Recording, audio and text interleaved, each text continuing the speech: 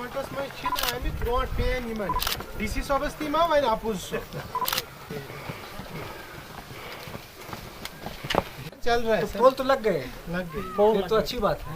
बहुत बढ़िया। क्या नाम क्या नाम है आपका? शहजाद। वालेकुम सलाम। क्या नाम है आपका?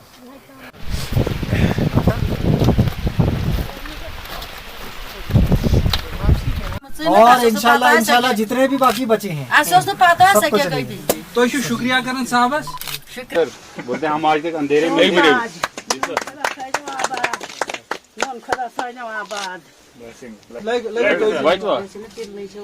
बस बस ठीक है फिल्म बस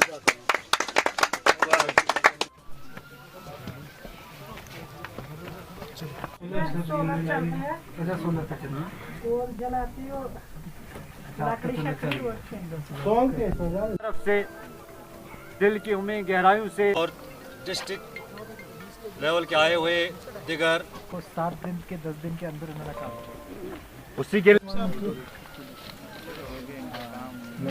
तो चलो ये ब्लाक कहरा का आखिरी गांव है।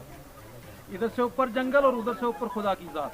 और हमने वो चैलेंज बहुत अच्छा हमें लगा, एक मौका मिला कि जिससे हम आवाम के साथ और रूबरू हो सकते हैं। तो जनाबों का शुक्रिया फिर अदा करता हूँ। कमिश्नर कैसा होता है, अफसर कैसे होते हैं, अगर आज कहीं ना कहीं अपने दिल को भी जवाब देना है, सारी चीज़ें जो है वो उसमें आपको लानी पड़ती है। मैं एक बात है ना ब्लॉक लेवल पे रुकता है ना आगे पंचायतों लेवल पे, तो इसीलिए जैसा आज तो पहले मैं आपके माध्यम से पूरे गांव वालों को, बिजली महकमे को, लोकल एडमिनिस्ट्रेशन को, सबको कॉन्ग्रेचुलेट करना चाहता हूं कि आज एक इम्पॉर्टेंट माइलस्टोन उन्होंने अचीव किया। ये जो हमारी हैमलेट है गनूनी, ये जो पंचायत टांटा में आता है, ये हमारे किसी भी प्लान में जो है वो इंक्लूडेड नहीं था। और एन अबाव जो है वो इमीडिएटली इसमें प्रायोरिटी पे हमारे माननीय उपराज्यपाल महोदय के डायरेक्शंस पे और सी साहब के डायरेक्शंस पे इस काम को उठाया गया और एलजीज ग्रीवेंस सेल में ये मुद्दा भी आया था, तो उसी वजह से ये नज़र में आया। और उसकी वजह से आसपास की सिर्फ यही कुनबा नहीं तो आसपास के सारे कुनबों को जो है वो इमीडिएटली कनेक्ट करने का काम जो है वो शुरू कर दिया गया।